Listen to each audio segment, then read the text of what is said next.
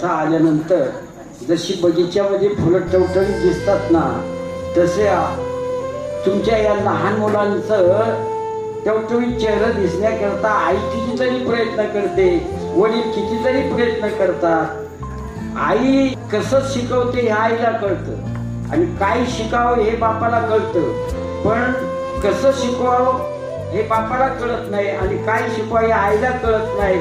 हे दोन्ही ज्यांना कळतं त्यांना स्वप्नील महाराज कहाणी असं म्हणतात. कीर्तनकार हा धर्मासाठी असावा, श्रीमंती ही दान करण्यासाठी असावी आणि सामर्थ्य हे दुर्बलाचं रक्षण करण्यासाठी असावं. तसं स्वप्नील महाराज हे लहान मुलं घडवण्यासाठी असावेत आणि तसंच इथं झालेले त्यांच्यासाठी कळावं. खूप महाराज इथं बरं वाटलं, बरं अतिशय सुचरावे, कारण हा तुमचं हे शिबिर आणि लहान मुलं ज्ञानेश्वरीतल्या एका ओळीमधून सांगतो की ही या मुलांच्या वरची श्रद्धा आणि महाराजांची श्रद्धा का वर्षा काळी सरिता वाढो लागे पंडुसुता तैशी नित्य नवी भजता श्रद्धा दिसे.